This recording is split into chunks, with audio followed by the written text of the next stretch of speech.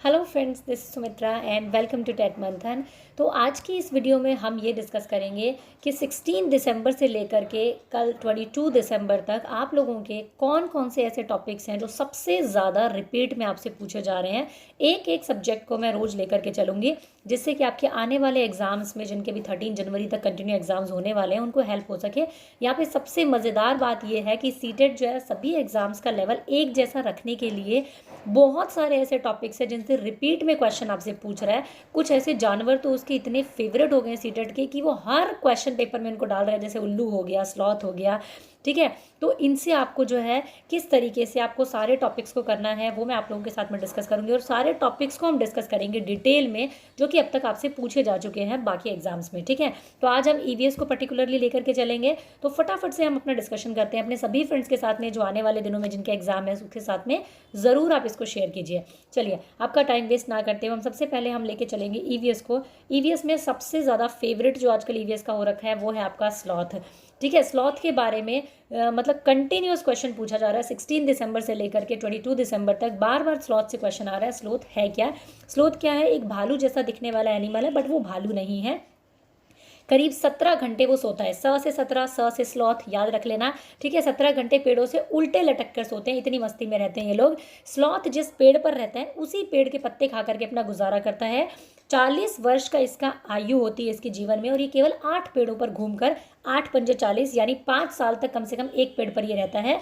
तो 8 पेड़ों पर घूमने की तकलीफ ये करता है बस, और अपनी सारी ज़िंदगी 40 साल अपने 8 पेड़ों पर निकाल लेता है। एक सप्ताह में एक बार ये नीचे आता है फ्रेश वगैरह होने के लिए।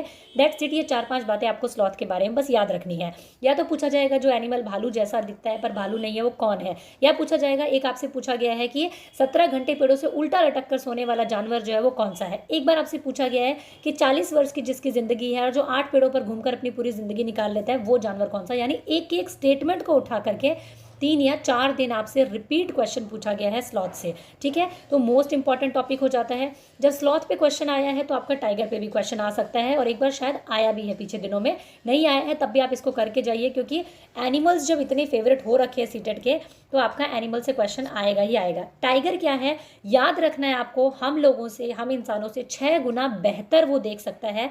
उसकी जो मूछें होती है बाघ की, वो हवा में कंपन को भाप लेती है, मतलब जो एक थरथराहट होती है उसको भाप लेती है, जिससे उसको अपने शिकार की स्थिति का पता चल जाता है। अंधेरे में रास्ता ढूंढने में बाघ को मदद करती है उसकी जो मूछें होती हैं वो। बाघ मौके के अनुसार अपनी आवाज़ बदल सकता है। बाघ की गर्जना जो होती है वो कितने किलोमीटर से, वो आपकी 3 किलोमीटर दूर से ही आपको सुनाई दे सकती है। इतनी तेज़ आवाज़ जो होती है बाघ की आपकी होती है। ठीक है, इसके अलावा एक कौन सा ऐसा सेंसिटिव जानवर है जो कि हवा की वजह से पत्ते हिल रहे हैं, या फिर उसका कोई शिकार उसके आसपास में आ रहा है, उन दोनों के बीच का अंतर जो है पता कर लेता है। ठीक है, यानी कि हवा से झाड़ियाँ हिल रही है या फिर किसी शिकार के या किसी जानवर के आने से झाड़ियाँ हिल रही है, उन दोनों में वो अंतर पहचान लेता है। तो वो कौन सा जानवर है? वो आपका टाइगर है, बाघ है। बाघ के दोनों कान जो है वो बाहर की आवाज़ों को बहुत अच्छे तरीके से अलग अलग दिशाओं में घूम करके सुन लेते हैं। तो ये 4-5 बातें आपको याद रखनी है। 6 गुना ज़्यादा हम लोगों से देख सकता है। उसकी जो मूछें होती है वो कंपन को पहचान लेती है। पत्तों के हिलने की आवाज़ और अपने शिकार के आने की आवाज़ दोनों में डिफरेंस कर लेता है। ऐसा जानवर, इतना ज़्यादा सतर्क जानवर है आपका जो बाघ है वो। ठीक है, चलिए नेक्स्ट हम देख लेते हैं एलिफेंट को, क्योंकि ये भी बहुत फेवरेट हो रखा है आपका सीटेट का। ये मैंने अपने पिछले जो नोट्स है उन्हीं में से निकाला है। मैं आपको रिक्वेस्ट करूंगी अभी भी जिनके आगे एग्जाम है, प्लीज़ ईवीएस की एनसीईआरटी आप लोग मेरी देख करके जाएं। जो लोग ये कह रहे हैं कि आउट ऑफ सिलेबस क्वेश्चंस आए हैं, अगर आप मेरी बनाई हुई एनसीईआरटी के नोट्स देखेंगे तो आप ये बिल्कुल नहीं कहेंगे कि आउट ऑफ सिलेबस क्वेश्चन आए, क्योंकि मैंने आसपास के सारे क्वेश्चंस को कवर किया है। जो आपसे एक्सरसाइज में पूछे गए हैं 3rd 4th की, उनको भी मैंने कवर किया है। आप जाकर के एक बार चेक तो कीजिए। बट बड़े ही दुख की बात है कि वो सिर्फ और सिर्फ कुछ 150 या 200 बच्चों तक ही वो वीडियो पहुंच पाई है। ठीक है, इट्स अप टू यू, आप उसे कितने लोगों तक पहुंचाते हैं, कितने लोगों का फायदा हो पाता है। तो एलिफेंट के बारे में क्या है? A group of elephant is called heard. आपको लोगों को सभी पता है। Elephant heard has mainly female and baby elephants. सबसे ज़्यादा जो ग्रुप होता है एलिफेंट्स का, उसके अंदर बेबी एलिफेंट होते हैं और फीमेल्स होती हैं। मेल एलिफेंट्स का रोल कम होता है, क्योंकि वो 14-15 साल की आयु में ही हर्ड को छोड़ करके चले जाते हैं। जनरली जो एलिफेंट्स होते हैं वो क्या होते हैं, 10 to 12 उसके अंदर फीमेल एलिफेंट होती है, और उनके क्या होते हैं, बच्चे होते हैं। ठीक है, कौन होती है? फीमेल एलिफेंट्स होती है 10 से 12, और उनके बच्चे होते हैं एलिफेंट जो होते हैं वो हर्ड में कितने साल रहते हैं? 14 से 15 साल की आयु तक वो रहते हैं। उसके बाद में वो हर्ड को छोड़ करके चले जाते हैं। ये चीज़ आपको याद रखनी है, इसीलिए उसमें हर्ड में फीमेल्स और बच्चे होते हैं। मेल जो एलिफेंट होते हैं वो चले जाते हैं, ठीक है। इसके बाद अगर हम बात करें, जो ओल्डेस्ट एलिफेंट होती है, जो बूढ़ी मादा हथिनी होती है, ओल्डेस्ट मेल एलिफेंट नहीं है, ओल्डेस्ट फीमेल एलिफेंट है, जो कि सारे डिसीजंस लेती है हर्ड के और जो कि वहाँ की लीडर होती है, ठीक है। याद रखना है, आपको कंफ्यूज करने के लिए यहाँ पे ओल्डेस्ट मेल एलिफेंट दिया जा सकता है, ठीक है। ये बहुत ज़्यादा रेस्ट नहीं करते हैं, कितने 2 से 4 आवर ये दिन में सोते हैं। एलिफेंट जो होते हैं वो 2 से 4 घंटे सोते हैं। याद रखना है, एलिफेंट की हर्ड की जो नेता होती है कौन होती है? बूढ़ी मादा एलिफेंट होती है। 10 से 12 फीमेल्स और बच्चे होते हैं यहाँ पे। इसके अलावा 14-15 साल की उम्र में एलिफेंट जो होते हैं वो अपने हर्ड को छोड़ देते हैं, 2 से 4 घंटे आराम करते हैं, बस दैट्स इट। इतनी छोटी सी बात आपको याद रखनी है। इसके अलावा एलिफेंट जो होते हैं वो एक अडल्ट एलिफेंट जो होता है आपका, एक अडल्ट एलिफेंट जो होता है वो कितना खा सकता है? 100 किलोग्राम खा सकता है। एक बार सीटेट में क्वेश्चन पूछा गया था कि एक अडल्ट एलिफेंट जो है वो 200 ग्राम खा सकता है, तो ये वाला स्टेटमेंट उसके अंदर क्या था? रॉन्ग था। तो यहीं से आपका जो ये फिगर है ना, ये चेंज होने के चांसेस होते हैं। यहीं से आपको बहुत अच्छे से ध्यान रखना है। एक एलिफेंट जो है वो 2 से 4 घंटे सोता है, आपको लिखा जाएगा वहाँ पे स्टेटमेंट में। अगर रॉन्ग पूछ लिया तो लिखेंगे 8 से 10 घंटे सोता है। तो आपको क्या करना है, ये चीज़ें बस माइंड में रखनी है। 100 किलोग्राम खाता है, 200 150 कुछ भी लिख दे वो आपका रॉन्ग होगा, ठीक है। Elephant love to play with mud, वो उनको क्या है, आपका वाटर और कीचड़ के साथ में खेलना पसंद है, क्योंकि वो उनकी स्किन को कूल रखता है, ठंडा रखता है। एलिफेंट अपने ईयर्स को फ्लैप की तरह, फैन की तरह यूज़ करता है। एक ये क्वेश्चन आपसे कई बार पूछा जा चुका है सीटेट में, पहले पूछा जा चुका है, इस बार अभी तक नहीं आया है, कि इग्रेट जो है वो बफेलो के ऊपर क्यों बैठता है, बगुला जो है बफेलो के ऊपर क्यों बैठता है। तो ये दोनों क्या है आपके, ये दोनों सहजीवी हैं, इसीलिए क्योंकि वो इग्रेट जो होता है वो इंसेक्ट्स को बफेलो की स्किन से खा लेता है, ठीक है। तो ये क्या है, सहजीवी हैं आपस में, इसलिए बफेलो की पीठ पर जो बैठता है ये, ठीक है। नेक्स्ट अगर हम बात करें, एनिमल्स जो है वो डेंजर में है, बहुत खतरे में है, किस किस वजह से है ये आपको पता होना चाहिए। टाइगर जो है वो अपनी स्किन की वजह से, जो टाइगर की खाल होती है वो बहुत मतलब महंगी बिकती है, आप लोगों को पता ही होगा, तो उसकी वजह से टाइगर को मारा जाता है, वो खतरे में है। एलिफेंट अपने टस्क्स की वजह से, जो उसके हाथी दांत है उसके आपको पता होंगे आभूषण बनते हैं, ठीक है, तो उसकी वजह से एलिफेंट जो है उनको मतलब किल किया जाता है, इसकी वजह से खतरा रहता है उनको, अपने टस्क्स की वजह से। राइनासोर्स को अपने हॉर्न की वजह से, ठीक है, खतरा रहता है उनको, उसकी वजह से मारा जाता है। क्रोकोडाइल और स्नेक्स जो है उनकी भी स्किन यूज़ की जाती है। इसके अलावा जो डियर्स हैं उनकी जो आपको पता है उनके अंदर कस्तूरी होती है, तो उनकी सेंट की वजह से उनको मारा जाता है। तो आपको पता होना चाहिए ये एनिमल्स किस वजह से डेंजर में रहते हैं, ठीक है। एक ही आपसे पूछा गया कि जिम कॉर्बेट नेशनल पार्क जो है वो कहाँ पर है, तो वो आपका उत्तराखंड में है। और घना पक्षी विहार कहाँ पर है, तो ये आपका राजस्थान के भरतपुर जिले में। मैंने आपको ऑलरेडी मैंने नोट्स में बहुत अच्छे से करवा रखा है। ये दोनों ऐसी चीज़ें हैं जहाँ पे आपके क्या है, जानवरों की देखभाल की जाती है, जहाँ पे कुछ नियम कानून है कि आप वहाँ पे जानवरों का बिल्कुल भी शिकार नहीं कर सकते हैं, और वहाँ पे जो है ये सेफ महसूस करते हैं सारे के सारे जो जानवर हैं आपके, ठीक है। तो याद रखना है आप। चलिए नेक्स्ट देखते हैं फटाफट से। एक ये क्वेश्चन आपसे कई बार पूछा जा चुका है, क्योंकि इतनी सारी सब्जियां हैं, कुछ भी आपसे उठा के पूछा जा सकता है आराम से, इसलिए यहाँ से पूछा जाता है कि कौन सी सब्जी कहाँ से आई है। और ये मैंने आपको पहले भी करवा रखा है, बट हम इसको दोबारा से ऑब्वियसली हम लोग इसको रिविजन करेंगे, क्योंकि ये बार बार पूछा जा रहा है। तो देखो, हरी मिर्च, टमाटर, आलू जो है वो कहाँ से आया है, दक्षिणी अमेरिका से आया है। हरी मिर्च, टमाटर और आलू, ये तीनों चीज़ें कहाँ से आए हैं, दक्षिणी अमेरिका से आए हैं आपके। पत्ता गोभी और मटर जो है वो दोनों कहाँ से आए आपके, यूरोप से आए हैं। पत्ता गोभी और मटर कहाँ से आए हैं, यूरोप से आए हैं आपके। और आपकी कहाँ वेट और आपकी जो कॉफ़ी बीन्स हैं और जो भिंडी है वो आपकी कहाँ से आई है, अफ्रीका से आई है। तो ये आपको ध्यान रखना है। मुझे अभी फ़िलहाल ट्रिक याद नहीं आ रही है, लेकिन जो मैंने मैराथन करवाई थी उसमें मैंने कुछ ट्रिक भी बताई थी आपको इसको लर्न करने के लिए। फ़िलहाल मेरे माइंड से बिल्कुल वो मतलब स्किप हो चुकी है, मुझे बिल्कुल याद नहीं आ रही है। तो ये आपको याद रखना है, ठीक है। मैराथन देख लेना, उसमें मैंने कुछ शायद मैंने कुछ ट्रिक बताई थी जहाँ तक मुझे याद है। एक ये पिचर प्लांट इतना ज़्यादा फेवरेट हो रखा है सीटेट का कि हर बार 16 दिसंबर से अभी तक हर बार इससे क्वेश्चन पूछा जा रहा है। पिचर प्लांट क्या होता है, नेपंथीज इसको कहा जाता है, ठीक है, हिंदी में। ये एक ऐसा प्लांट, एक ऐसा पौधा है जो कि कीड़ों को बहुत ही चालाकी से शिकार करके खाता है, ठीक है। Which trap and eat frog, insect and even mice. कौन कौन सी चीज़ों को खा जाता है, फ्रॉग, इंसेक्ट्स और माइस। ये 3 चीज़ें आपको एनसीईआरटी में दी हुई है, आपको सिर्फ ये 3 याद रखने की जरूरत है। The pitcher plant nepenthes is one such plant, ठीक है, ये प्लांट है। It is found in Australia, Indonesia and Meghalaya in India. देखो, आपसे अगर आउट ऑफ कंट्री पूछा जाए तो ऑस्ट्रेलिया और इंडोनेशिया में पाया जाता है ये। अगर इंडिया में पूछा जाए इंडिया में कहाँ पाया जाता है, तो इंडिया में कहाँ पाया जाता है, ये आपका मेघालय में पाया जाता है। ये तीनों चीज़ें आपको याद रखनी है।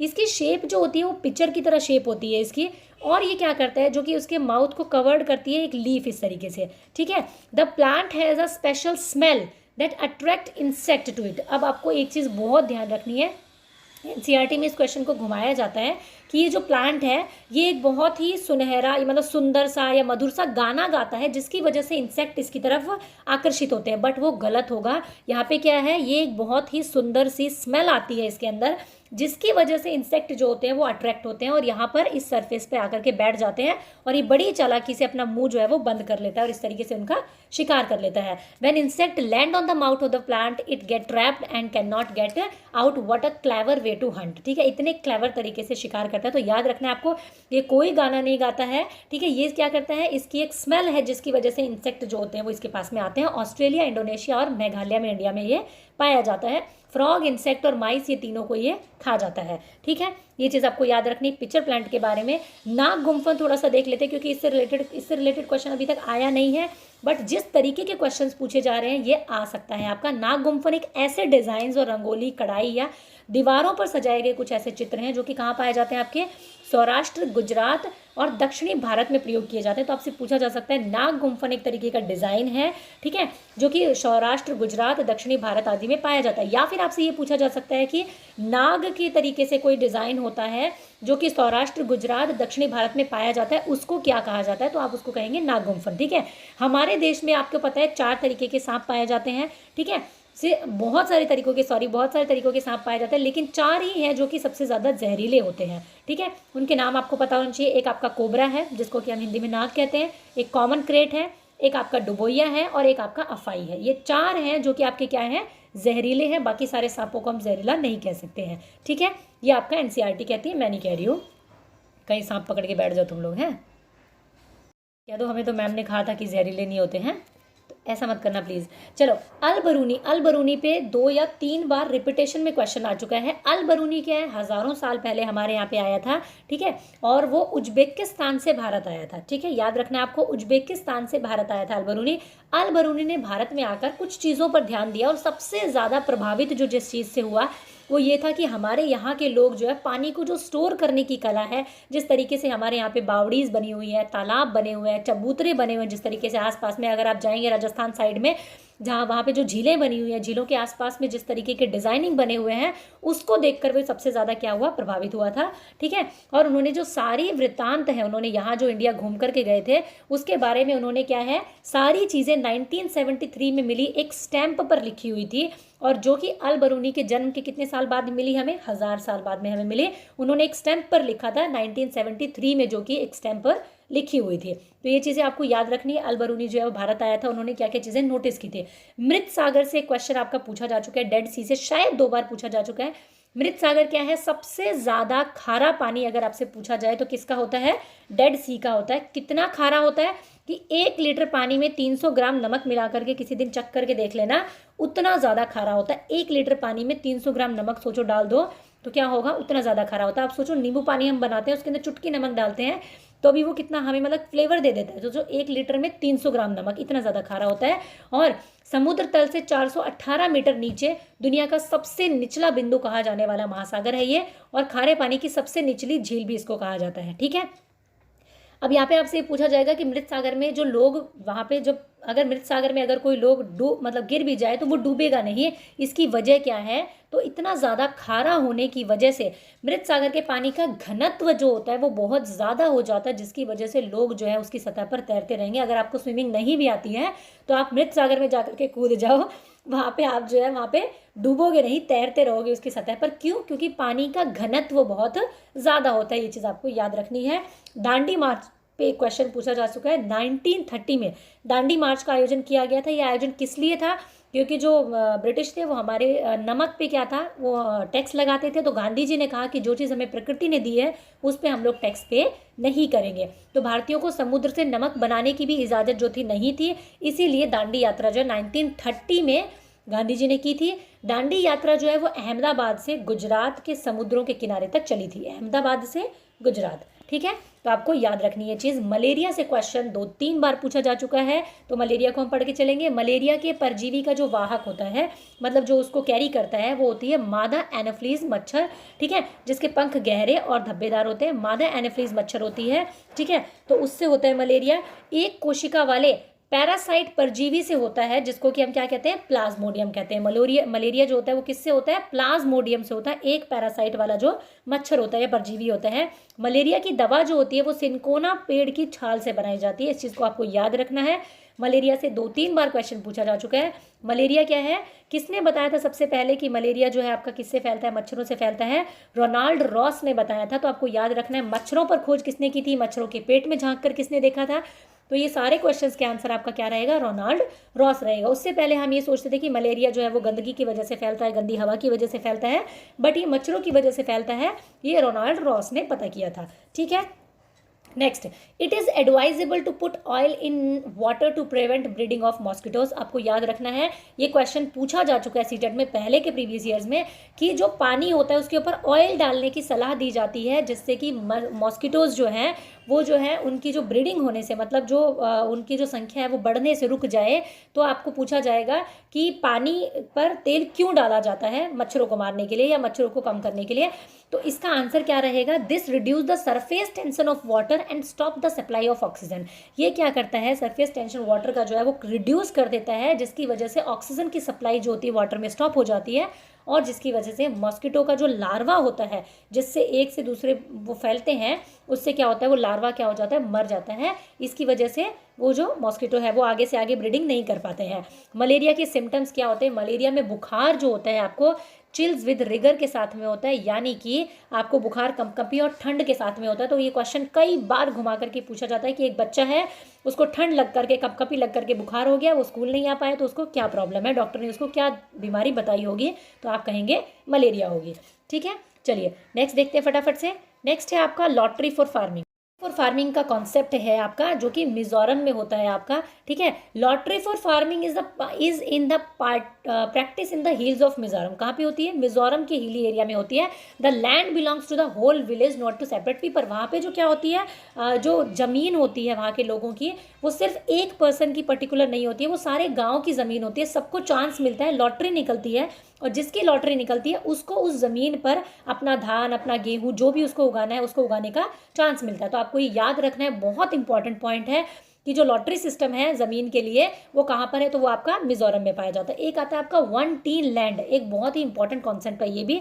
1 टीन ऑफ लैंड क्या होता है, the land which we grow 1 tin of seed. अब इसको याद रखना है, एनसीईआरटी का क्वेश्चन है, और इसको सीटेट में घुमा करके कैसे पूछा था, व्हेन वी ग्रो, आपको याद रखना है 1 टीन लैंड किसको कहा जाता है, which we grow 1 tin of seeds. मतलब जहाँ पे आप क्या है, ये 1 टीन है आपका, ठीक है, ये 1 टीन का आपका डब्बा है, जहाँ पर आप ये 1 टीन सीड्स को उगाते हो, उसको कहा जाएगा 1 टीन ऑफ लैंड, ठीक है। ऐसा नहीं है कि आपने जो है, जहाँ से आपने 1 टीन लैंड जो है वो रिसीव किया है, रिसीव नहीं करना है, जितने में आप 1 टीन उगा पाते हो ना, उतना आपका क्या होगा, which we grow 1 tin of seeds is called 1 tin of land, ठीक है। याद रखना है, जिस लैंड पे आप 1 टीन धान उगाते हैं उस लैंड को कहा जाता है 1 टीन ऑफ लैंड, ठीक है। ऐसा नहीं है कि आप वहाँ से 1 रिसीव करेंगे, जिस लैंड से आप 1 टीन रिसीव करेंगे या 1 टीन वहाँ से आप मतलब 1 से 1.5 टीन रिसीव करेंगे, वो नहीं होगा। जहाँ पे आप ग्रो करते हैं, मतलब 1 ही टीन आपको उगाने को मिलता है, वो धरती हम कहेंगे 1 टीन ऑफ लैंड, ठीक है। आई होप कि समझ में आ गया होगा आपको।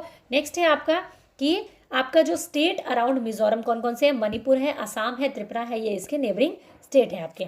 Zoom farming most important question आपका, जो कि अभी भी पूछा जा चुका है, प्रीवियस ईयर में लाखों बार पूछा जा चुका है, ठीक है। सॉरी, लाखों बार थोड़ा ज़्यादा हो गया, लाखों बार सीटेट ही नहीं हुआ, मतलब बहुत बार पूछा जा चुका है। जूम फार्मिंग क्या है आपका, आफ्टर कटिंग 1 क्रॉप, एक फसल को काटने के बाद में लैंड को क्या है, छोड़ दिया जाता है कुछ टाइम के लिए, कुछ ईयर्स के लिए, सम ईयर्स के लिए, नथिंग इज ग्रोन देयर, वहाँ पे कुछ भी नहीं उगाया जाता। ये चीज़ आपको याद रखनी है। जब आप एक धरती पर एक क्रॉप को, एक फसल को काट देते हैं, तो कुछ सालों के लिए उसको एकदम खाली छोड़ दिया जाता है, कुछ नहीं उगाया जाता वहाँ पे। पहला पॉइंट ये हो गया आपका। सेकंड पॉइंट क्या है, द बैम्बू और weeds which grow on that land are not pulled out. देखो, जब आप धरती पे कुछ नहीं उगाओगे, तब भी तो प्रकृति ऐसी है ना, बारिश आएगी, कुछ हवा से बीज हमारे जो ट्रेवल करते हैं, कुछ तो उस पर उगी जाएगा, अनवांटेड प्लांट्स उग जाएंगे, घास उग जाएगी, ठीक है। उनको क्या किया जाता है, जो बैम्बू और वीड्स वहाँ पे उग जाती है उनको क्या किया जाता है, they are not pulled out, मतलब उनको मतलब जड़ से उनको उखाड़ करके वहाँ पे नहीं फेंका जाता है, they are just cut and burned. उनको क्या है, थोड़ा ऊपर से आप काट देंगे, जैसे ये बैम्बू, इसको आपको यहाँ से मतलब जड़ से नहीं उखाड़ेंगे, इसको यहाँ से कट कर देंगे एकदम, और इसका ये वाला पोर्शन वहाँ पे छोड़ देंगे और उसको क्या है जला दिया जाता है। इससे क्या होती है, जो वहाँ की जो उसकी जो राख होती है वो उस लैंड को फर्टाइल बना देती है, उपजाऊ बना देती है। तो मतलब जब भी आपको ये लिख दिया जाए कि जो वहाँ की जो बैम्बूज है उसको जड़ से उखाड़ दिया जाता है, तो वो पॉइंट आपका गलत होगा, ठीक है। ये चीज़ आपको याद रखनी है। When the land is ready for farming it is lightly dug up not ploughed. देखो उसको क्या है, बहुत ज़्यादा मतलब गहराई से जोता नहीं जाता है, लाइटली उसको मतलब डगअप किया जाता है, लाइटली उसको हल्का हल्का खोदा जाता है और फिर उसके बाद में उस पर फसल उगा दी जाती है, ठीक है। वीड्स और other unwanted plant are also not pulled out, they are just cut so that they get mix with the soil. This also help in making the soil fertile. देखो जो भी वहाँ पे अनवांटेड प्लांट्स उगा दिए जाते हैं, जैसे छोटी छोटी घास होगी, कुछ होगी, तो उसको भी क्या किया जाता है, पुल्ड आउट नहीं किया जाता, उनको जस्ट ऊपर से कट कर दिया जाता है ताकि वो उस मिट्टी में मिक्स होकर के खाद का काम करे, ठीक है। In one farming different type of crops like vegetable, chillies, rice can be grown. एक ही फार्म में आप अलग अलग तरीके की फसलें जो है वो जूम फार्मिंग में उगाते हैं। तो ये 4-5 पॉइंट आपको जूम फार्मिंग के बारे में याद रखने हैं, ठीक है। उसके बाद में चिरॉय डांस जो है आपका, वो भी आपका किससे रिलेटेड है, मिजोरम से रिलेटेड है। मिजोरम से काफ़ी क्वेश्चंस आ चुके हैं, इसलिए मैं बाकी क्वेश्चंस भी आपको करवा रही हूँ ताकि आपको इससे रिलेटेड ही कुछ पूछा जाएगा। मिजोरम क्या है, उसका स्पेशल डांस परफॉर्मेंस जो कि हार्वेस्टिंग के बाद में, फसल कटने के बाद में आपके वहाँ पर किया जाता है मिजोरम में। ग्रेगर मंडल से क्वेश्चन आया गया है, उन्होंने किस पर आपकी बात की थी, पी प्लांट पर उन्होंने जो है 28,000 मटर के दानों पर, मटर के पौधों पर उन्होंने क्या किया था, एक्सपेरिमेंट किया था। ग्रेगर मंडल आपके ऑस्ट्रेलिया से बिलोंग करते हैं और उन्होंने मटर के पौधों पर एक्सपेरिमेंट किया था और कहीं ना कहीं उन्होंने एक हेरिडिटी को कहीं ना कहीं दिखाया था कि एक मटर के पौधे जो है वो एक ही हेरिडिटी को फॉलो करते हैं अपने आगे की जनरेशन्स में, ठीक है। कुडुक लैंग्वेज जो है वो आपकी कहाँ की है, झारखंड की है। कुडुक भाषा, ये भी पूछा जा चुका है, इसी साल पूछा गया आपसे। और तोरांग जो होता है वो जंगल को कहा जाता है, कौन सी लैंग्वेज में, कुडुक भाषा में। कुडुक भाषा के जो लोग होते हैं वो तोरांग को, तो जंगल को क्या कहते हैं, तोरांग कहते हैं। ये चीज़ आपको याद रखनी है। इसके अलावा एक और बहुत इंपॉर्टेंट आपका जो क्वेश्चन बन जाता है यहाँ से, जंगल वाले इससे, राइट टू फॉरेस्ट एक्ट 2007। इसको आपको याद रखना है कि people who have been living in the forest for at least 25 year. याद रखना, जो लोग 25 साल से एक जंगल में रह रहे हैं, जिन फॉरेस्ट में 25 साल से रह रहे हैं, have a right over the forest land and what is grown on it. उनका पूरा पूरा हक बनता है उस ज़मीन पर और उस ज़मीन पर कुछ भी उगाए हुए सामान पर, ठीक है। जो लोग 25 साल से ज़्यादा से वहाँ पर रह रहे हैं उनका पूरा हक बनता है। ये किस राइट के थ्रू कहा जाता है, तो ये राइट टू फॉरेस्ट एक्ट 2007 के तहत कहा गया है, ठीक है। उनको वहाँ पर हटाया नहीं जा सकता। The work of protecting the forest should be done by their gram sabha, ठीक है। तो आपको याद रखना है इस चीज़ को कि जो लोग 25 साल से ज़्यादा किसी एक ज़मीन पर रह रहे हैं तो उनको आप हटा नहीं सकते वहाँ पर, ठीक है। हांगकांग, ये खाना बहुत ज़्यादा आपसे पूछा जा रहा है, रिपीट में पूछा जा रहा है, ये भी आपसे बार बार पूछा जा रहा है कौन सा कहाँ का खाना है। तो हांगकांग का खाना कौन सा है, लिंग हू फैन है आपका, ठीक है। याद ना रहे तो ऐसे याद कर लेना, इसमें भी जी आता है, इसमें भी जी आता है और लिंग हू फैन में भी जी आता है, ठीक है। हांगकांग का आगे हो गया, लिंग हू फैन हो गया। कश्मीर आपका जो है वो आपका फिश वहाँ पर बनाई जाती है मस्टर्ड ऑयल में, यानी कि नारियल के तेल में फिश को बनाया जाता है। तो SH जो आता है आपका कश्मीर में आता है और SH ही आपका फिश में आता है। इस तरीके से रिलेट कर लेना, अगर याद ना रहे तो। फिश जो होती है वो कश्मीर में बनाई जाती है। केरला में आपका बॉइल्ड टेपियोका, टेपियोका के पीछे तो ऐसे पड़ा हुआ है सीटेड, टेपियोका को 3 बार पूछ चुका है पिछले 16 दिसंबर से 22 दिसंबर तक। तो याद रखना, बॉइल्ड टेपियोका करी मेड विद कोकोनट ऑयल। अगर मस्टर्ड ऑयल में फिश हो गया वो आपका कश्मीर में हो गया। केरला में क्या होता है, बॉइल्ड टेपियोका होता है और टेपियोका को कसावा भी कहा जाता है, एक तरीके का फल है जो केरल में खाया जाता है। इसको कोकोनट ऑयल में यानी नारियल के तेल में बना करके खाया जाता है, कहाँ पे, केरला में। कर्नाटका में आपका रागी मुड़े होता है, ये मैंने एक्स्ट्रा ऐड किया था जो वहाँ पे एक्सरसाइज में गिवन था NCERT की, ठीक है। टेपियोका जो होता है एक प्रकार का फल होता है, तो केरल में उबाल करके खाया जाता है, इसको कसावा भी कहा जाता है। ये इस बार पूछा गया है आपसे कि इसको क्या कहा जाता है, ठीक है। तो आपको याद रखना है ये। चलिए नेक्स्ट देखते हैं। एक उल्लू जो है वो बिल्कुल मतलब सीटेट का इस बार इतना प्यारा हो रखा है कि पूछो मत, 70 बार उल्लू से क्वेश्चन आ चुका है, तो इसको भी ध्यान में रख करके जाएंगे हम आने वाले एग्जाम्स के लिए। जो मैना होती है वो अपनी गर्दन को झटके से आगे पीछे करती है। मैना moves her neck back and fourth, with jerk, ठीक है, back and fourth with jerk, अगर झटके से कोई पक्षी आगे पीछे कर सकता है तो वो क्या है, मैना है। और जो अपनी गर्दन को काफ़ी हद तक पीछे घुमा सकता है, next neck backward to the large extent, ठीक है, जो बहुत ज़्यादा पीछे तक घुमा सकता है वो कौन है, आपका उल्लू है। और इस बार क्वेश्चन ये पूछा गया लास्ट 23 में कल ही कि जो जिसकी आंखें जो होती हैं वो मनुष्य की जैसी दिखती हैं वो कौन सा आपका जो पक्षी है, तो वो कौन सा आपका उल्लू है। तो ये उल्लू और मैना, तोता मैना कहानी नहीं है, यहाँ पे उल्लू और मैना की कहानी है जो सीटेट बार बार रिपीट कर रहा है। एक लुइस ब्रेल ने आपकी ब्रेल लिपि दी थी। लुइस ब्रेल कहाँ से थे, आपके फ्रांस से थे। इन्होंने दृष्टिबाधित बच्चों के लिए इसको ये दिया। ब्रेल के साथ में क्या हुआ था, एक हादसा हो गया था जिसकी वजह से उनकी आंखें चली गई थी, तो उन्होंने, उनको पढ़ने का बहुत ज़्यादा शौक था, तो उन्होंने क्या किया, एक इन्वेंशन किया, उन्होंने ब्रेल लिपि को बनाया। उसमें क्या होते हैं, कुछ एक मोटे कागज़ पर कुछ उभरे हुए डॉट्स होते हैं इस तरीके से, ठीक है, कुछ 6 बिंदु होते हैं उसके अंदर में, जिससे कि बच्चे जो होते हैं उन पर हाथ ऐसे घुमा करके और उन कागज़ों को, उन बिंदुओं को, उन अक्षरों को क्या है, पढ़ते हैं। तो ये किस पर बेस्ड होते हैं, 6 डॉट पर बेस्ड होते हैं। इसको आपको याद रखना है, दृष्टिबाधित बच्चों के लिए बहुत ज़्यादा हेल्पफुल होता है। लुइस ब्रेल ने बनाया था ये, और फ्रांस में रहते हैं। लुइस ब्रेल जो है कहाँ से बिलोंग करते हैं, फ्रांस से बिलोंग करते हैं। बस इतना सा ही याद रखना काफ़ी है। असम के घर, मनाली के घर, इन सब के घरों को मैचिंग करना सबसे ज़्यादा पूछा जा रहा है, इसलिए फटाफट से क्विक रिवीजन ले लेते हैं घरों की हम लोग। असम के घर जो है वो 10 से 12 फुट ऊपर बनाए जाते हैं ज़मीन से। किस लिए, क्योंकि यहाँ पर सबसे ज़्यादा बारिश होती है, इसलिए बनाए जाते हैं, ठीक है। बांस से बनाए जाते हैं ये। घर के अंदर भी लकड़ियों का प्रयोग किया जाता है। और असम में घर को ऊंचाई पर बनाने का कारण क्या है कि यहाँ पर भारी बारिश होती है, जिससे घर में पानी भरने का खतरा रहता है, ठीक है। तो याद रखना है, असम के घर 10 से 12 फुट ऊंचाई पर बनाए जाते हैं। कई बार आपको क्वेश्चन में ना घुमा के थोड़ा बहुत पूछने के लिए 3 से 4 फुट, 3 से 6 फुट इस तरीके का भी दे दिया जाता है। तो आपके पास में ऑप्शन है, जब कुछ फुट ऊपर बनाया हुआ तो आप उसको असम से ही मैच करेंगे, ठीक है। मनाली में जो घर है वो पत्थर और लकड़ी से बनाए जाते हैं। आपके मनाली में किससे बनाए जाते हैं, पत्थर और लकड़ी से दोनों घर बनाए जाते हैं। यहाँ बारिश जो होती है वो, बारिश के साथ साथ क्या होते हैं, यहाँ पे बर्फ़ भी पड़ती है, ठीक है। मनाली में आपको याद रखना है, बारिश के साथ साथ क्या होते हैं, बर्फ़ भी पड़ती है। पत्थर और लकड़ी के घर बनाते हैं यहाँ पे। राजस्थान में क्या होते हैं, आपको पता है राजस्थान में बेहद गर्मी होती है, तो वहाँ पे गीली मिट्टी से यानी मड से घर बनाए जाते हैं। और छतों पर क्या है, कंटीली झाड़ियाँ डाली जाती है। मिट्टी से घर बनाने से क्या होगा, जो घर होते हैं वो ठंडे रहते हैं, मिट्टी के घर, ठीक है। तो ये चीज़ आपको याद रखनी है अगर आपको मैचिंग के लिए आता है तो।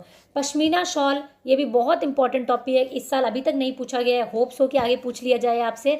तो इसमें आपको कुछ पॉइंट्स 2-3 मैं याद रखने के लिए कहूँगी बस।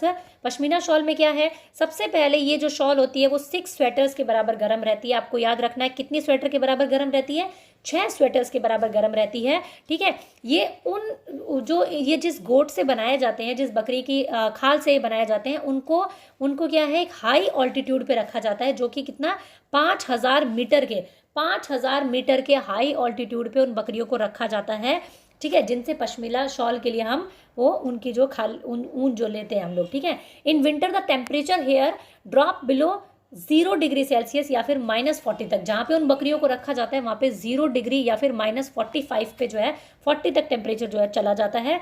इसीलिए उनके जो फर होते हैं वो बहुत ज़्यादा सॉफ्ट होते हैं, ठीक है। तो इसके बाद क्या है, coat of warm hair grows on the goats body which protected from ये जो फर होते हैं ये उनको क्या है, वहाँ ठंड से भी बचाते हैं। अब यहाँ पे क्या है कि जो इनके गोट के जो बाल होते हैं वो क्या है, समर में जो होते हैं वो क्या करते हैं, झड़ जाते हैं। और the hairs are so fine that 6 of these would be as thick as 1 hair of yours. उनके 6 बाल मिला करके भी ह्यूमन का 1 हेयर बनेगा, इतना जो होता है वो फाइन होता है, ठीक है। याद रखना है आपको, so fine that 6 of these would be as thick as 1 hair of yours, ठीक है। हमारा एक बाल, उनके 6 बाल मिला करके हमारा एक बाल के बराबर बनेगा। इसका मतलब इतने ज़्यादा उनके फाइन होते, थिक नहीं होते, फाइन होते, पतले होते मतलब, ठीक है। और ये जो पश्मीना शॉल बनाई जाती है इसको मशीनों से, मतलब can not be woven on machine, so weavers जो होते हैं इसको बिल्कुल हाथ से बनाते हैं। और ये 250 आवर्स का टाइम लेती है पश्मीना शॉल जो है वो बनने में। याद रखना है 6 स्वेटर के बराबर गर्म होती है और 250 घंटे इसको बनाने में लगते हैं। ये 2 चीज़ें आपको सबसे ज़्यादा इंपॉर्टेंटली याद रखनी है, क्योंकि ये पूछी जा चुकी है पहले आपसे। नेक्स्ट देखते हैं अनीता जो है, क्योंकि हनी बीज से आपका क्वेश्चन पूछा जा चुका है। तो अनीता क्या है, बोचाचा विलेज में रहती है, मुजफ्फरपुर डिस्ट्रिक्ट बिहार के, ठीक है। अनीता क्या है, एक गर्ल स्टार है। गर्ल स्टार क्या है, एक प्रोजेक्ट है यूनिसेफ का which tells extraordinary tales और ऑफ ऑर्डिनरी गर्ल्स। जो एक साधारण लड़कियां हैं उनकी असाधारण कहानियां, जिन्होंने स्कूल जा करके या कुछ ऐसा असाधारण चीज़ें कर करके अपनी ज़िंदगी को बदल लिया उन्होंने बिल्कुल। जैसे कि अनीता थी, उन्होंने क्या किया, हनी बीज को पालना शुरू किया, शहद बेचना शुरू किया और उससे उसकी क्या हुई, लाइफ बिल्कुल चेंज हो गई। तो ये कुछ गर्ल स्टार के बारे में कहानियां जिन्होंने एक्स्ट्रा ऑर्डिनरी काम किए, ठीक है। Honey bees are attracted to the लीची फ्लावर। याद रखना है, जो मधुमक्खियाँ होती है वो लीची फ्लावर की तरफ अट्रैक्ट होती हैं, और हनी बीज जो होती है वो क्या होती है, every bee hive has queen bee that lay egg. एक यहाँ पे रानी मधुमक्खी होती है जो कि अंडे देती है। इसके बी हाइव में याद रखना है आपको, रानी मधुमक्खी क्या करती है, अंडे देती है। और कुछ ही मेल जो हाइव्स होते हैं, जो कि मतलब कि जो नर मधुमक्खियाँ होती हैं वो बहुत कम होती है, और वो लोग जो करते हैं कुछ भी काम जो है वो नहीं करते हैं, ठीक है। ज़्यादातर जो बी हाइव्स होती हैं वो वर्किंग बी होती है, बट मेल हाइव जो होते हैं वो no special role as worker, वो लोग कोई काम धाम नहीं करते हैं, ठीक है। जो आपकी एंट हो गई, टर्माइट होगी, वास्प होगी, यानी कि आपकी जो चींटियाँ हैं, जो दीमक है और जो ततैया है, वो क्या है, वो आपके हनी बीज की तरह ही किस तरीके से कॉलोनीज में रहते हैं। तो ये ग्रुप आपसे पूछा जाता है कि हनी बीज की तरह ऐसे और कौन से इंसेक्ट्स हैं जो कॉलोनी में रहते हैं, ग्रुप में रहते हैं। तो आपकी एंट चींटियाँ हो गई, दीमक हो गई और आपकी ततैया हो गई, ठीक है। तो ये आपको याद रखना है। कर्णम मलेश्वरी वेट लिफ्टर है, आंध्र प्रदेश में रहती है, ये आपको याद रखना है। कर्णम मलेश्वरी में क्या है, ए बहुत ज़्यादा आता है, ए। तो यहाँ पे किससे बिलोंग करती है, ये आंध्र प्रदेश से बिलोंग करती है, ए से आंध्र प्रदेश। उसके फादर कौन थे, उनके फादर कौन थे, पुलिस कांस्टेबल थे। उन्होंने वेट लिफ्टिंग कब स्टार्ट किया था, 12 साल की उम्र से स्टार्ट किया था। और कितना वेट उठा लेती है, 130 किलोग्राम उठा लेती है। इतनी सी चीज़ आपको याद रखनी है, 12 साल से स्टार्ट किया था, 130 किलोग्राम वेट उठा लेती है। इंटरनेशनली उन्होंने 29 मेडल जीते हैं। तो आपको याद रखना है, वेट लिफ्टिंग में इंटरनेशनली 29 मेडल जीतने वाली महिला कौन है, तो कौन है, कर्णम मलेश्वरी है। उनकी जो सिस्टर्स हैं वो भी वेट लिफ्टिंग की प्रैक्टिस करती है। ये छोटे छोटे पॉइंट्स आपको याद रखने हैं। ये मैंने लैंग्वेजेस भी आपको बताई थी। मलयालम जो है वो केरला से बिलोंग करती है, कोंकणी गोवा से, मराठी महाराष्ट्र से, कन्नड़ा आपकी कर्नाटका से, ठीक है।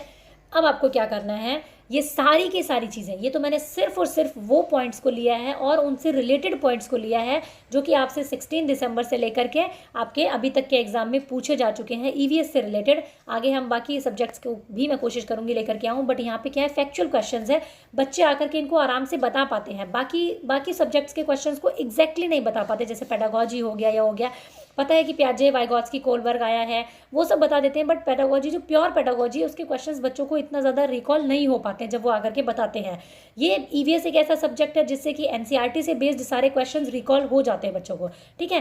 तो आपको क्या करना है, एक मैराथन की प्लेलिस्ट बनी हुई है चैनल पे, टेट मंथन पे एक प्लेलिस्ट बनी हुई है मैराथन नाम से। उसके अंदर में आपको मैराथन मिलेगी जिसमें कि ईवीएस की आपको 2 वीडियोस मिलेंगी, कंप्लीट ईवीएस को डिस्कस किया हुआ है। और जो आप कह रहे हो ना कि आउट ऑफ सिलेबस क्वेश्चन आ रहे हैं, सारे क्वेश्चंस आपको वहाँ मिलेंगे, क्योंकि मैंने एनसीईआरटी के जो आसपास का एरिया है उसको भी कवर किया है अपनी प्लेलिस्ट में। तो प्लीज़ उसको चेकआउट करना और अपने सभी फ्रेंड्स के साथ में शेयर भी करना जिनका आने वाले दिनों में एग्जाम होने वाला है। Thank you, keep learning, keep supporting and keep sharing.